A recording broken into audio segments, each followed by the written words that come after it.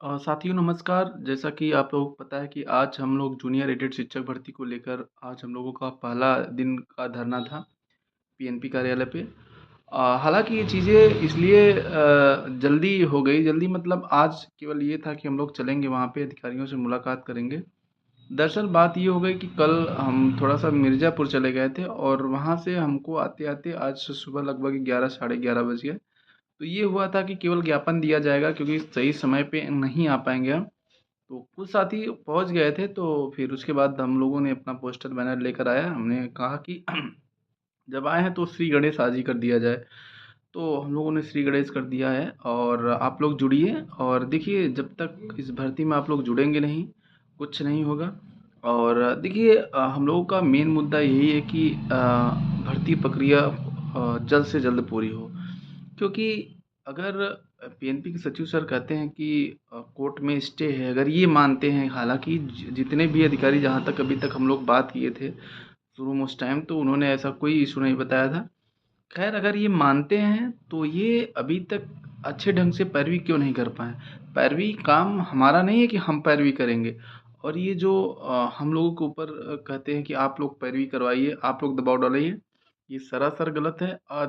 दबाव केवल आप ये जान लीजिए कि सरकारी वकील या गवर्नमेंट के माध्यम से ही अच्छी तरीके से पैरवी की जा सकती है और प्रभावी तरीके से पैरवी की जा सकती है, जिससे हमारी शिक्षक भर्ती जल्द से जल्द पूरी हो। और मार्केट में इस टाइम तमाम प्रकार के नकारात्मक तत्व भी हैं जो इस प्रकार की अफ़वाह फैला रहे हैं कि भर्ती रद्द हो सकती है।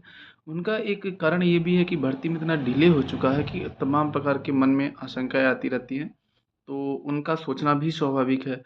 और दूसरी बात ये है कि अभी बेसिक में केवल 2 ही भर्ती जिस जिस हिसाब से माननीय मंत्री जी ने कहा कि कोर्ट में है, तो आप समझिए कि हम लोग धरना प्रदर्शन कर रहे हैं, बगल में 69,000 शिक्षक भर्ती वाले भी हैं। तो आप समझ लीजिए उनकी संख्या हम लोगों से कई गुना है।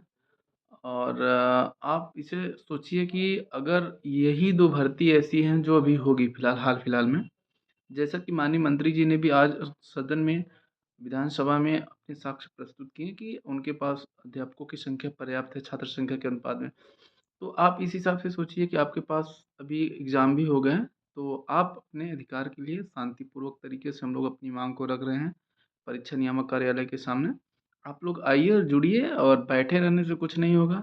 और आप ये सोचिए अगर 2 ही काम होगा या तो जूनियर एडेड का होगा या फिर 69,000 वालों का होगा।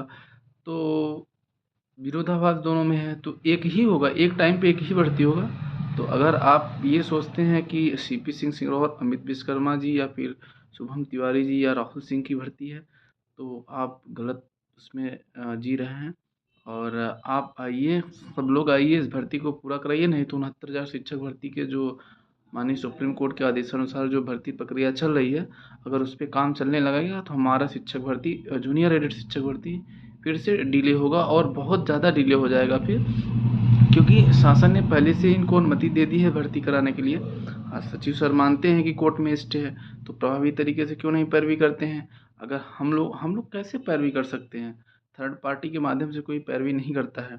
थर्ड पार्टी के माध्यम से चीज़ें जो भी चीज़ें आप लोग देख रहे हैं क्या चीज़ हो रहा है, तो बहुत इन सब चीज़ों से हटना है, बहुत एकदम वास्तविक जीवन में आना है और आके सभी लोग आइए, नहीं तो अगर 69,000 शिक्षक भर्ती वालों पे काम चलने लगेगा, तो आपका फिर से कुछ महीने निकल जाएँगे, आप कुछ नहीं कर पाएँगे, केवल ग्रुप में चैटिंग करेंगे, ग्रुप के माध्यम से एक-दूसरे को आरोप-प्रत्यारोप करेंगे, सारी नेतागिरी सबकी निकल जाएगी अगर शिक्षक भर्ती नहीं हुई तो।